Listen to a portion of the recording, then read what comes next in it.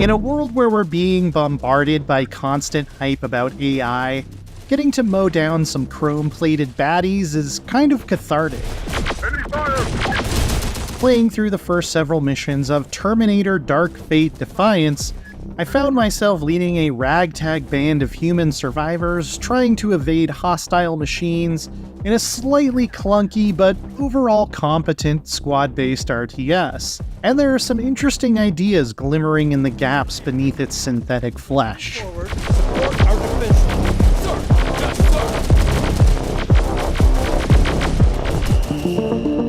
sir. A bit of wiki diving revealed that Defiance is set in something called the Dark Fate timeline, which was apparently established as an alternate reality through time travel shenanigans in the 2019 film of that name. Hey, wait up! Where are you going?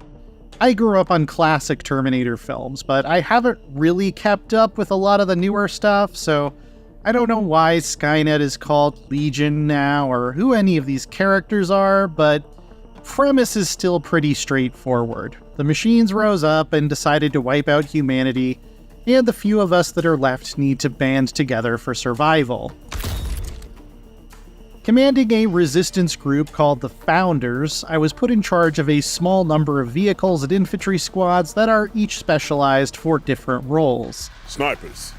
Put them up on the hill, hidden under the trees. And can be equipped with special weapons found on the battlefield, similar to Company of Heroes.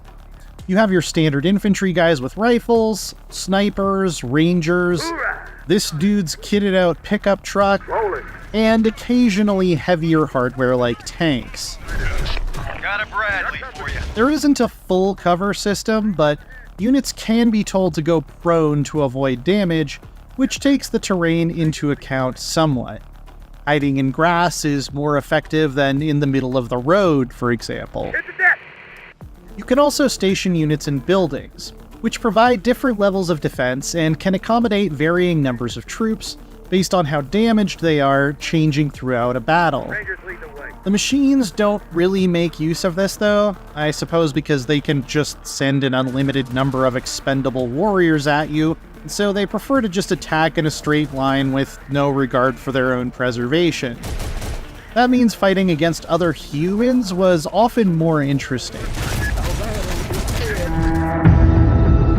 Founders, prepare for combat deployment. There are a couple things that set Dark Fate Defiance apart from Company of Heroes and its like, though. For one, every round of ammunition is tracked individually, and squads will often have different weapons that use different calibers. Basic infantry squads usually come with rifles that fire 5.56 and a light machine gun that fires 7.62, for example.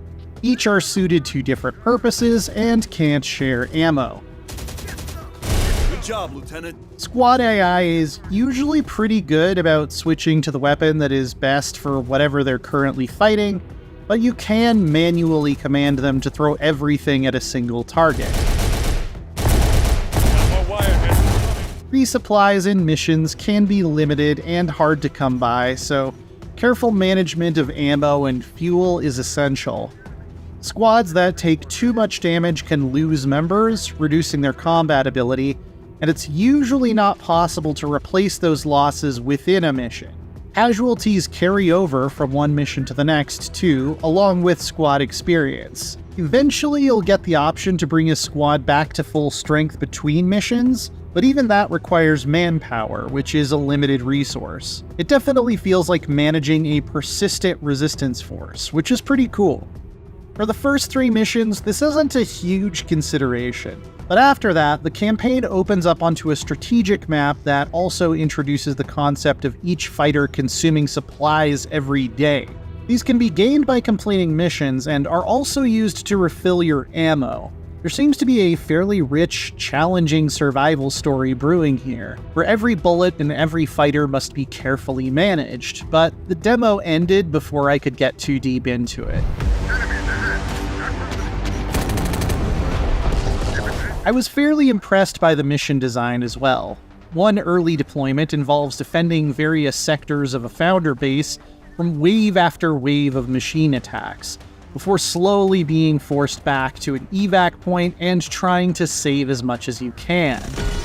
Another felt almost like an RPG mission, giving me the full run of a large area to do quests for various locals, including a significant branching choice of who to side with, the local resistance or a greedy warlord. Everything and everyone around here all belongs to me. Especially once I came to realize how scarce resources and fresh recruits were going to be, I found that these engagements really encouraged me to make the most of everything and everyone I could scrounge up.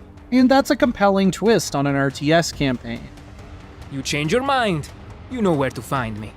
The story so far is a little bit haphazard and fuzzy. The tutorial begins with an Atlanta police officer somehow becoming the leader of what remains of the US military just because he said so. Who put you in command? The machines did, when they killed all of your officers. And they definitely hang a lampshade on it. Like, yeah, we know this is kind of silly, but don't worry about it, it's not important. The dialogue writing is just okay. The characters are a bit one note, and the scenario, aside from simply trying to survive, hasn't presented me with a lot of compelling reasons to want to see what happens next. That's my main criterion for mission success. But at least I'm having fun. Yes, sir. You'll be able to defy your own dark fate when Terminator Dark Fate Defiance rolls off the assembly line on February 21st. For more on the latest upcoming games, don't miss our previews of Mario vs. Donkey Kong and Hellskate. And for everything else in the world of gaming, stick with IGN.